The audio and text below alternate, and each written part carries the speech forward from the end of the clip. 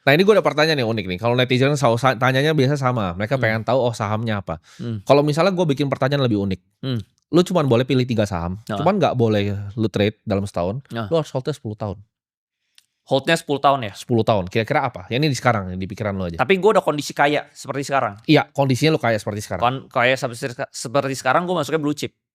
Blue chipnya apa? 3-nya apa? Blue chip gue mungkin 1 Mandiri, 2 BNI, 3 BRI. Oke, jadi lu masuk 3 itu ya? 3 itu. Sekarang pun juga gue ada masuk 3 itu. Kenapa yang BUMN bro? Bukannya berbahaya ketika misalnya let's say, ini gue ngomong Wakanda ya, pemerintah Wakanda tiba-tiba mau hapus mikro punya loan. Itu kan pasti asing hilang semua. Karena gue merasa pertama dividennya itu udah gede banget. Sekarang nih kalau lu masuk Mandiri itu dividennya 9%. Iya, 9,5 bro. Anggap dia crash lagi deh jadi 11%. Gue beli lagi aja bro di bawah. Terus BNI itu 9% dividennya. Tapi kalau lu lihat ya pembukuan dia tuh sebenarnya di harga sekarang tuh bukan 9%, bisa 10-11%. Jadi gue beli aja, gak usah gue jual-jual 10 tahun. Let's say gue sih ada masuk ya, gue ada masuk ratusan M. Lu anggap jelek-jelek deh, cepet aja. Ya. Cepet M aja lu bego-bego 10 M bro. 10% itu 10 M setiap tahun. Tapi lu gak mau ngincar capital gain. Karena kalau kita lihat dari Mandiri sama BRI sendiri, BRI kan earningsnya nih mulai turun kalau kita lihat. Labanya nih kayaknya forecast ke depannya makin turun dia. Lu gak ada concern soal itu? Enggak, gue merasa si Danantara ini pasti ngerapiin kali ya. Tapi gue memang gedenya bukan di BRI sih. Gue gedenya itu di Mandiri. Oke. Mandiri itu lebih corporate. Kalau BRI itu lebih yang middle to low ya. Jadi gue emang lebih high-nya tuh di Mandiri sama BNI. Karena dua-dua ini corporate. Oke. Nah jadi corporate masih aman kan. Jadi gue bego-bego nih. Terus udah gitu bro, ini kan kita podcast bulan Desember ya. Dia tuh bagi dividen bulan Maret bro. Berarti Januari, Februari, Maret. 3 bulan lagi kita dapat 10%. Bego-bego doang bro. Oke. Jadi gue itu sih. Oke. Terus mungkin ada jeleknya, misalnya ketakutannya misalnya bulan Desember ini ada outflow ya dari asing. Misalnya MSCI dirubah, lalu asing keluar, pasti yang terdampak kan mungkin blue chip terdampak kan, outflow kan. Terus dia jadi 12% misal dividennya. Sikat lagi bro, lebih banyak. Lu gak usah kerja bro. Oke. Lu mau setiap bulan travel pakai first class juga duit lu gak habis. Nah ini 10 M. Mungkin pertanyaan ini ada, gue tambahin lagi nih pertanyaan satu lagi. Itu kan tadi 3 saham buat 10 tahun. Oke. Kalau 1 saham sampai mati. Jadi lu gak boleh ganti. Duit itu semua harus lu all in di 1 saham doang ini. 1 saham sampai mati? Sampai mati tapi. Gue beli emiten gue sendiri, gue IPO, gue pegang emiten. Kecuali pengendali. Lu harus jadi non pengendali. Oh gue jadi non pengendali. Lu non pengendali. Kalau pengendali semua orang pasti mau begitu. Karena dia bisa kontrol dong. Bisa kontrol. Emitennya lu bisa beli saham-saham lain. Iya betul. Jadi Berkshire Hathaway gitu kan seluruhnya. Jadi Warren Buffett itu. Tapi kalau misalnya gue sampai mati, mungkin saat ini sih gue masih blue chip ya. Masih Mandiri, BRI, BNI sih. Oke, antara 3 itu. Ya, soalnya kalau BCA berarti. Nih, BCA tuh sebenarnya dari 4 ini kalau lu tanya performance-nya paling bagus pasti BCA. Tapi kan lu tahu kan apa, pemerintah kita kadang suka mempersulit pengusaha. Lu one day lu kalau dicari-cari masalah, lu out. Tapi kalau lu BUMN kan, lu nggak mungkin lah nggak didukung sama pemerintah. Pemerintah pasti support lu. Jadi kalau paling aman menurut gue blue chip yang BUMN, nggak bakal diganggu. Menurut lu kondisi ekonomi Indonesia ini 2045 itu bakal seperti apa kan? Kalau kita baca data-datanya semua, kita top 4 top 5 lah GDP ya. Nah menurut lu itu capital marketnya akan jadi seperti apa? Menurut gua 2045 pasti capital marketnya pasti berkembang pesat pasti ya. Karena gua di 2020 itu investor saham cuma 9 juta. Per tahun ini investor saham tuh udah 20 juta bro. Udah naik 2 kali lipat lebih. Jadi menurut gua ini kan compounding pasti kan. Compounding jadi harusnya pasti capital marketnya mungkin bisa jadi kayak India mungkin. Menurut gua sih Indonesia sama India tuh mirip. Oke. Nah jadi mungkin ke arah sana. Nah contohnya dulu tahun lalu kan awal tahun lah itu kan outflow asing gede banget tuh gara-gara MSCI kan. Orang-orang pasar kan tadi udah pesimis banget, wah ini udahlah hancur lah bursa saham, udah nggak ada transaksi lah. Turns out transaksi malah lebih gede dari lokal bro. Ternyata lokal-lokalnya rame. Nah menurut gue pasti nanti kayak India lah, lokal-lokalnya yang main. Oke, jadi itu di 2045 menurut lu Indonesia bakal udah lebih mirip sama India. Nah, ini mungkin pertanyaan sedikit Mari. Kemarin gue nonton podcast Elon Musk, dia bilang bahwa AI dan humanoid itu bakal ngubah semuanya. Nah kita kan Indonesia nggak mungkin lah kita bikin chip kayak Nvidia itu nggak mungkin. Cuman kan kita ada beberapa bahan-bahannya di sini sebenarnya untuk dua itu. Menurut lu apakah ada saham-saham yang menarik justru untuk sampai 20 tahun ke depan yang merupakan bahan mungkin raw material dari chip ini dan juga robot-robot ini? Kayak misalnya pasir silika kan dipakai tuh. Iya betul, pasir silika dipakai untuk bikin chip ya. Iya. Tapi menurut gua kalau di Indonesia kurang. Soalnya tambang itu izinnya tuh setiap dari gua kan dulu bokap gua juga di tambang ya. Jadi menurut gua tuh tambang itu adalah bisnis yang tidak stabil. Lu tuh pegang IUP pertambangan tuh cuma 5 sampai 10 tahun terus gitu lu perpanjang lagi. Jadi kalau one day tiba-tiba IUP lu nggak diperpanjang itu lu udah mati. Itu pertama dari perizinan lu mati. Kedua dari depositnya. Ketiga dari harganya. Keempat, kalau tiba-tiba ada material lain yang bisa substitute, itu juga mati bro. Contoh dulu kan misalnya orang pakai batu bara terus bisa disubstitute pakai yang green. Terus dulu contoh tanah liat gua tuh, bokap gua kan itu dibakar jadi keramik bro, keramik kayak gini. Ya kan. Tapi ternyata bisa disubstitute pakai tanah liat tipe lain. Nah jadi itu bisa berubah. Nah contohnya nikel juga. Dulu baterai pakai nikelnya, sekarang bisa dirubah kan, pakai yang lain. Nah itu menurut gue tambang itu nggak forever. Oke. Tambang itu nggak forever. Nah gue ada pertanyaan menarik nih. Kalau misalnya di negara seperti mungkin India atau Amerika atau Cina enggak lah, mungkin India atau Amerika ya. Kalau kita misalnya kita bukan investor profesional, kita biasa nyarinya reksadana saham. Cuman di Indonesia mungkin dalam 3 tahun ini ada eksodus yang luar biasa dari reksadana saham nih yang gue lihat. Jadi ini ayam-ayam ini pada kasihan kayaknya. Betul. Agak nggak perform lah. Agak nggak perform kenapa? Karena mungkin ya barang-barang seperti yang tadi saham-saham konglomerat mungkin mereka nggak dapat jatah dan nggak bisa masuk web besar. Iya. Jadi mereka resort untuk ya masuk blue chip yang kita lihat selama 5 tahun ini mungkin rata nih. Betul. Kemarin gue baru ketemu sama si Wilson juga Bibit. Dia cerita kalau misalnya 90% tuh RDPU, RDPT. Iya. Jadi kayak sekarang itu ada eksodus besar-besaran nih dari reksadana saham. Menurut lu dengan kayak lu edukasi sahamnya ini kayak begini ada andil nggak dalam situ?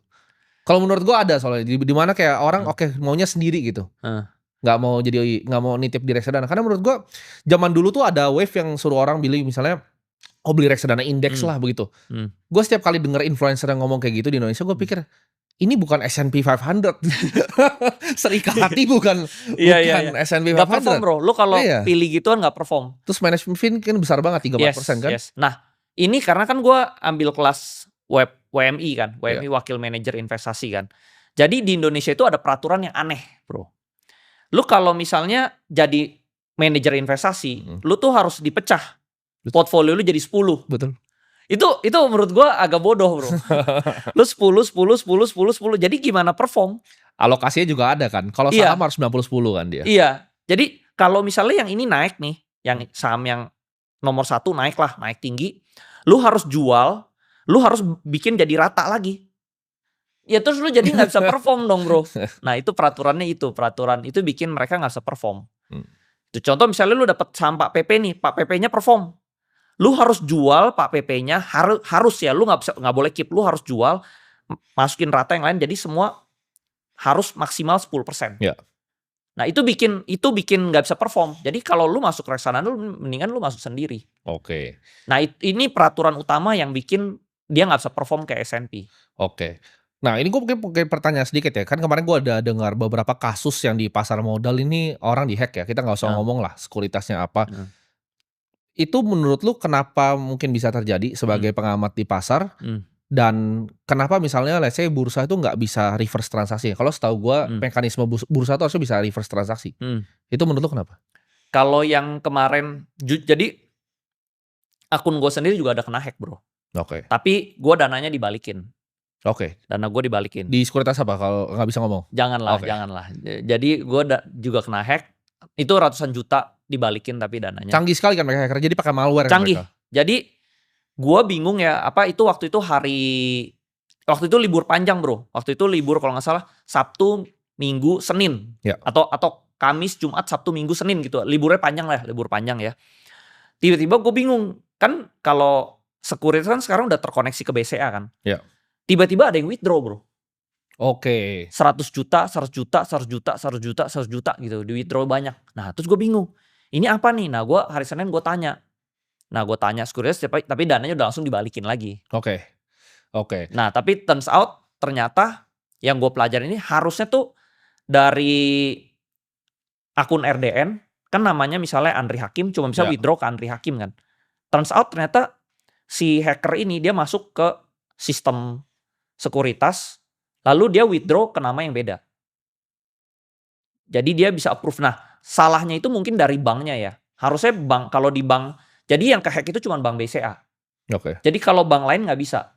Jadi khusus BCA. Karena BCA itu katanya bisa approve lu ke akun lain, ke nama lain tuh lu bisa approve. Jadi dia bisa lewat. Nah, jadi salahnya sebenarnya di bank BCA-nya saat itu. Nah ini kan sebenarnya bikin investor yang saham jadi khawatir. Karena gini, kalau di kripto orang tuh punya kekhawatiran, oh gimana kalau misalnya cold wallet gue dirampok gitu. Ternyata kalau di saham itu bahkan sekuritas pun sekarang bisa ibaratnya bisa jebol gitu. Bisa jebol. Nah dan yang jebol ini bro, yang udah kehack ini, ini duitnya dibawa lari ke kripto.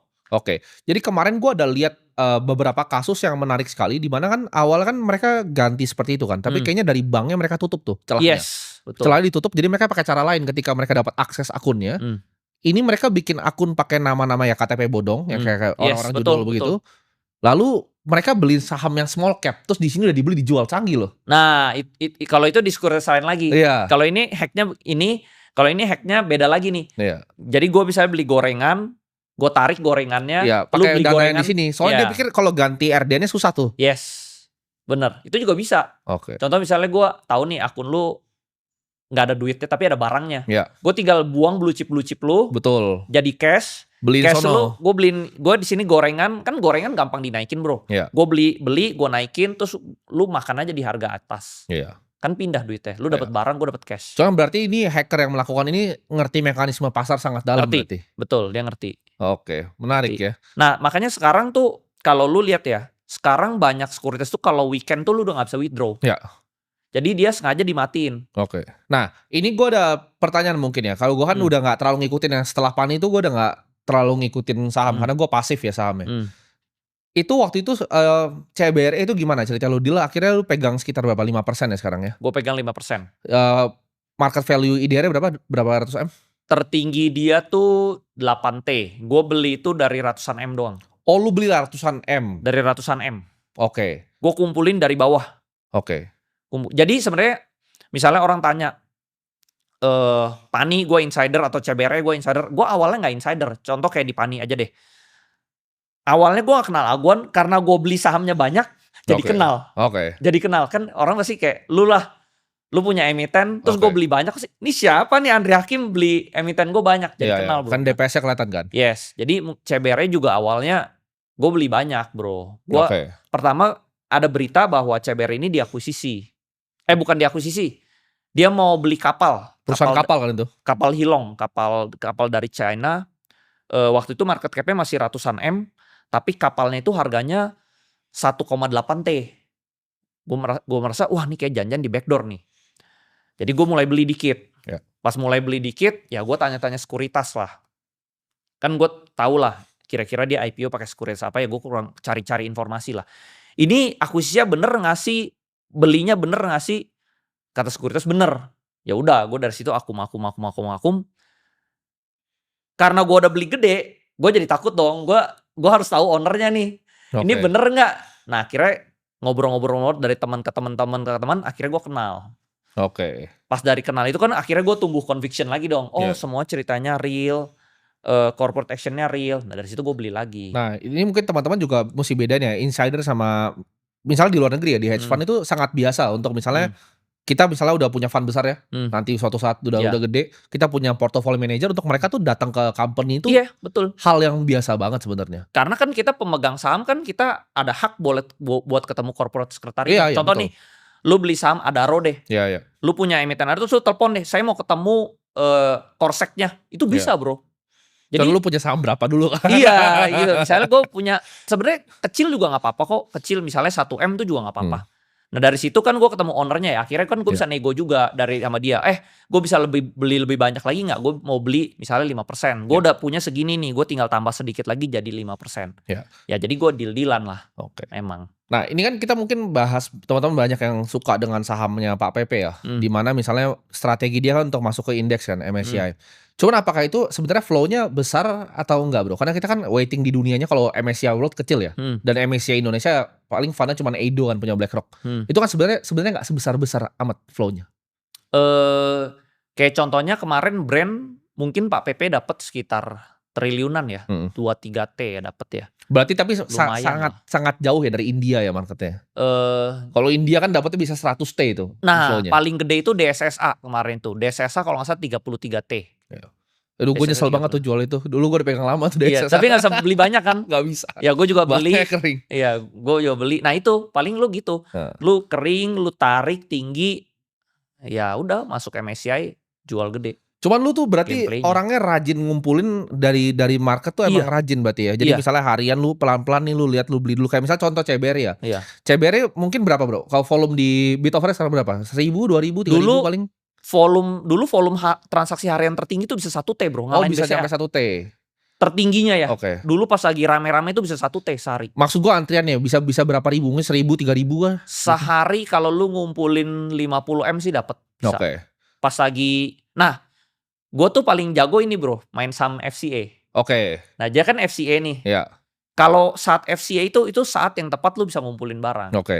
Karena FCA itu kan lu makan di satu harga tuh. Lu asal bisa dapat antrian pertama, orang buang, lu makan, lu dapat gede di situ. Nah gue kumpulin barang banyak di FCA. Jadi ARB, FCA. Lu kumpulin di situ, hajar gede, dapat gede.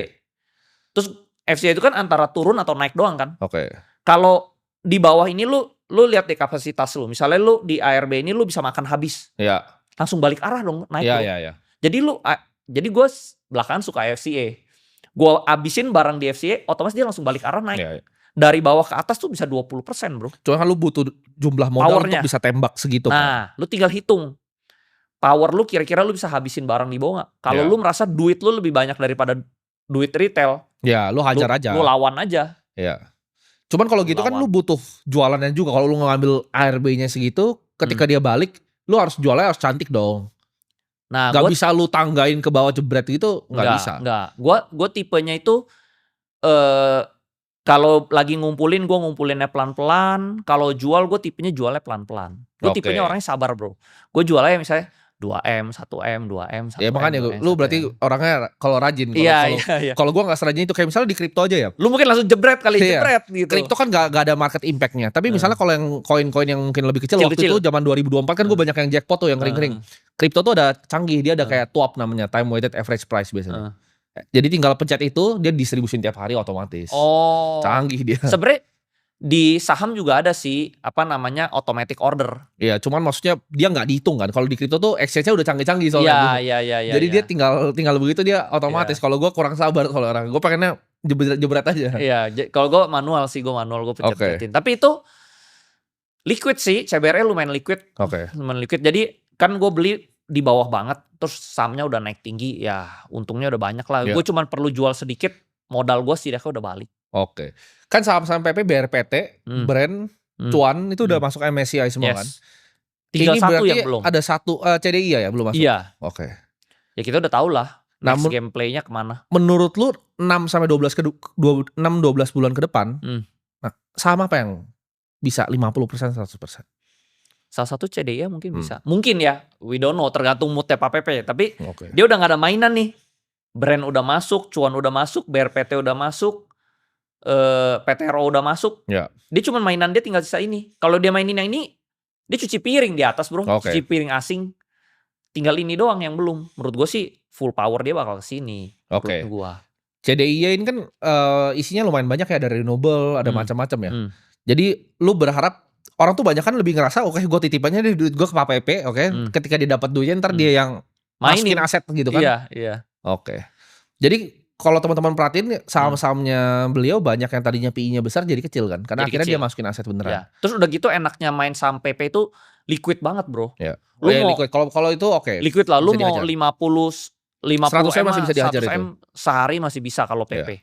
Kalau yang kayak CBR mungkin lebih kecil lah, lebih kecil. Jadi kalau misalnya pengalaman lu, kan lu kan ada tadi lu bilang lu ada salah tuh yang di Carway kan. Carway salah gua. Kapan kita mungkin sebagai retail itu average down dan kapan ini oke ini salah nih, tesisnya nggak ada nih cut loss gitu.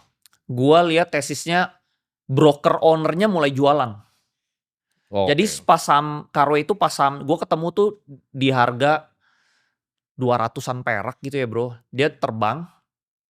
Gue udah beli terus, dia terbang ke 7.000. Terus gue lihat broker ownernya mulai jualan. Ya udah, out lah. Tapi itu yang kedua, yang pertama kali dia crash, gue udah jual dulu, udah gitu dia naik lagi, ownernya jualan, gue udah nggak pegang lagi. Kalau menurut lu sekarang ya, seberapa penting foreign flow dalam melakukan analisa sebuah emiten? Foreign flow kalau gue sebenarnya sukanya itu pas gue lagi akumulasi itu nggak ada foreignnya. Kayak CBRE apa segala macem, PANI, Arto, BBHI dulu pas gue masuk tuh nggak ada foreign. Lu masih lawannya retail, lu koleksi. Begitu udah ada foreign justru sahamnya udah terbang, bro. Jadi gue suka collect tuh pas lagi nggak ada foreign. Gitu kayak CDIA nih lagi tidur, lagi sepi, nah gue collect. Kalau dia udah naik, gue udah gak kejar, gue udah ride the wave aja sih. Lu berarti tiap hari jam market tuh lu mantengin berarti? Pantengin. Biasa apa yang lu pantengin kalau di depan itu? Gua ada bikin watchlist emiten-emiten yang menurut gua oke. Setiap hari gua pantengin kalau tiba-tiba ada volume beli gede, gue ikut nebeng. Karena ibarat ada orang yang main di universe gua tahu. Tuh, jadi gue bisa pilih nih, kan gue punya barang misalnya, gue bisa jual dulu sebagian atau gue ikut trading. Gitu. Tapi gue cuman main di universe gue itu doang, cuman 20-25 emiten lah. Nah retail kan sebenarnya masih suka banyak yang teriak-teriak nih. Kalau retail yang di sosmed ya tapi gue ada lihat ada perbedaan nih antara retail yang gue bener-bener lihat di market sama retail yang di sosmed. Kalau retail di market gue lihat tuh mulai pintar. Misalnya orang-orang XL yang dulu diketawain mulai pintar. Jadi kalau lu lihat brokernya apa emitennya jual, bandarnya mereka langsung pop hilang semua. Jadi udah mulai pintar nih, gue lihat. Kalau yang di market, tapi yang di sosmed nih sama nih, masih selalu kayak nyalain orang dan lain-lain. Menurut tuh perbedaannya apa sih orang-orang yang suka? Oh ini salah nih karena dia. Menurut gue gitu. Yang salahin orang lain nggak bakal bisa bertumbuh, bro. Sama lalu sejago-jagonya gue ya, gue contoh ya member-member gue rata-rata untung, tapi kan ada juga yang rugi lah. Yang rugi tetap aja masih salah-salahin juga masih ada. Walaupun misalnya 90% untung, 10% rugi itu kan sama lalu juga pasti sama. Lu kasih untung diem. Kalau untung diem. Kalau salah teriak-teriak. Tapi nanti pas naik rebound dia diem lagi, hilang lagi. Gitu sama lah, bro. Karena mungkin mereka baru pertama kali terjun kali ya. Sedangkan kalau yang di Stockbit mungkin dia udah pernah kejeblos, dia mulai belajar. Ini mungkin pertanyaan untuk retail ya. Apa tanda emiten atau bandar dari emiten tersebut mau mainin atau manipulasi harga saham? Karena banyak kan yang dirampok 100-200 miliar tuh. 1 tahun ini gue lihat adalah beberapa emiten yang ngerampok begitu. Nah makanya balik lagi ya, sebuah emiten itu layak kita beli atau hold tuh balik ke ownernya sih. Kalau ownernya ngerti saham dan goalnya tinggi, nah ini boleh kita hold. Tapi kalau ownernya kita lihat nih cuman mau jualan, ya kita juga trading aja, bro. Udah untung kita jual. Mungkin jadi ini gue bener-bener lu harus lihat owner. Lu kan tadi bilang bahwa lu masuk CBR itu di market cap berapa? 200M kalau nggak salah. 200M. Itu dari harga 75 perak, bro. Nah berarti kan lu kan pegang posisi 200 miliar lebih dong harusnya sekarang di market cap sekarang. Betul. Itu plannya gimana dan buat apa? Kan itu kan ada perbedaan di mana misalnya contoh contoh gue beli Bitcoin ketika 16.000 kan gue hantam terus sampai atas. Kira-kira total naik gue tuh 550% lah. Itu gue bisa exit semua. Sedangkan CBR lu naiknya jauh sekali.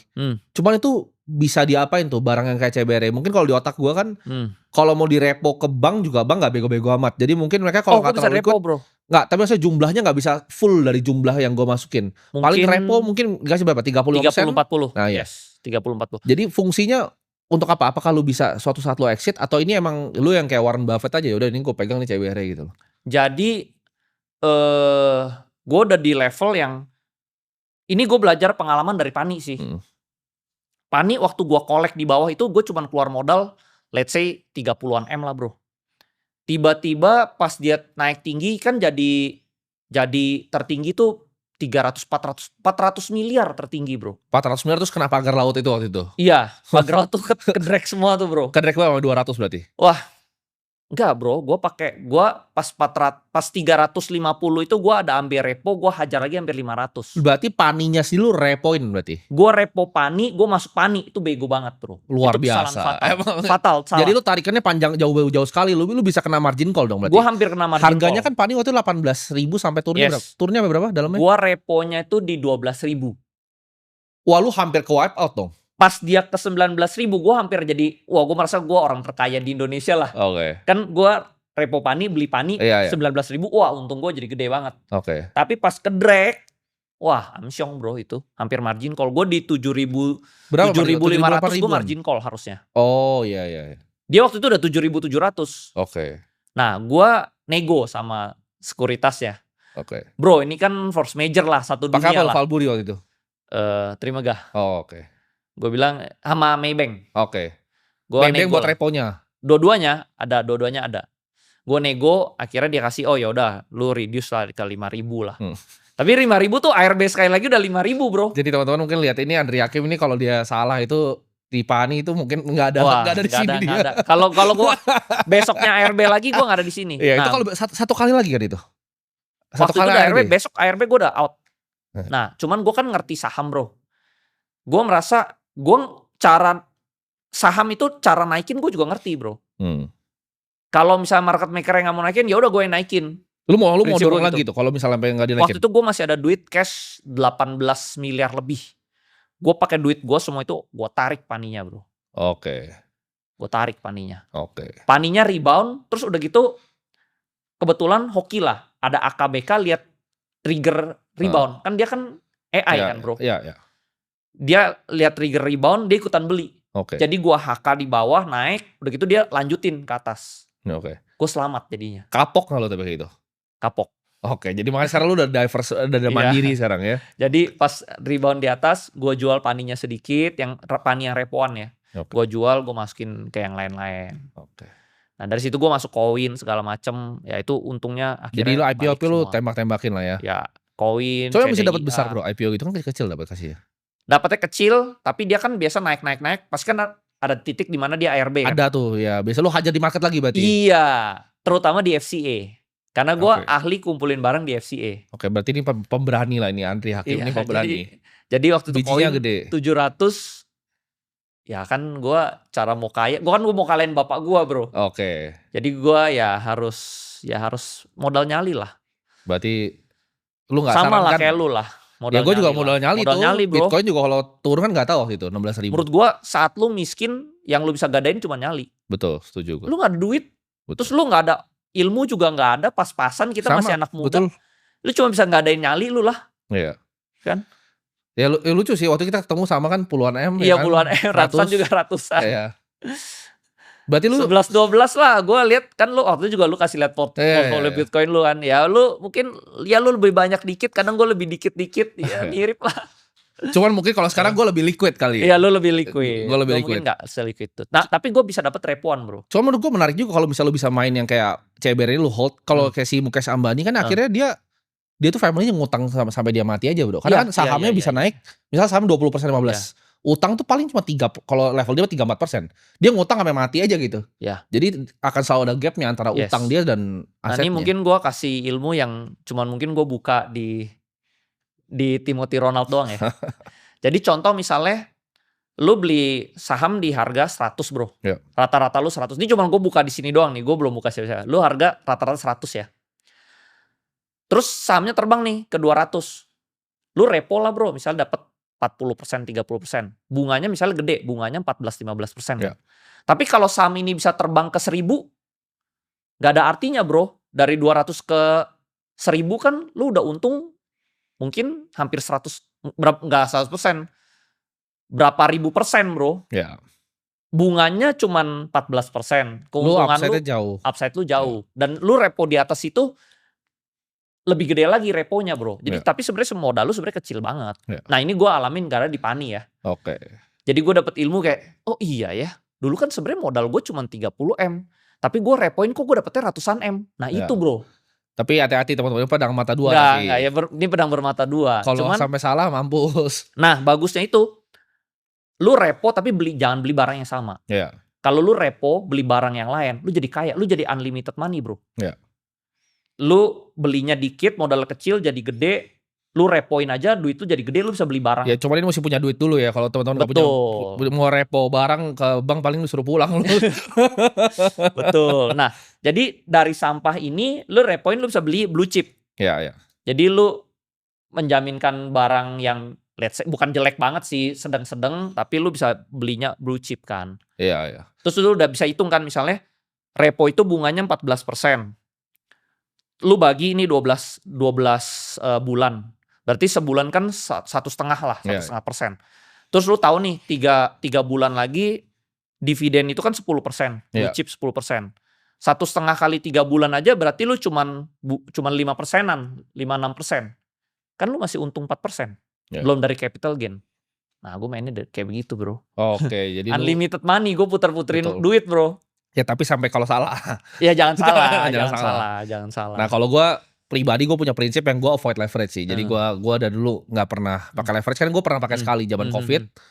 Gue hajar ya untung blue chip sih tapi BBRI gue margin kali 3, abis itu jantungnya nggak kuat gue kayaknya. Iya. Jadi gue paling bagus itu sih, paling bagus itu. Jadi gue spot aja dan ya gue coba cari yang liquid. Sebenarnya gue juga ada kepikiran, gue banyak ditawarin orang-orang barang-barang lah. Size mungkin 5-10T, kenapa nggak dijadiin Berkshire lah gitu. Cuman gue pikir mungkin gue gameplaynya ke arah sana sih nanti. Ada enaknya tapi pegangan lu tuh private tuh juga ada enaknya bro. Kalau menurut gue. Benar. Karena sesuatu yang publik itu lu public scrutiny-nya kan luar biasa. Kayak sekarang lu cuman ngajar orang, kan lu cuman bikin platform edukasi kan. Itu aja orang ada yang bisa bilang oh rugi karena lu. Apalagi lu punya emiten. Menurut gue itu lebih berat lagi. Bisa disalahin. Benar. Oke, thank you banget Bro Andri. Thank you. Mantap. Thank you bro. Oke.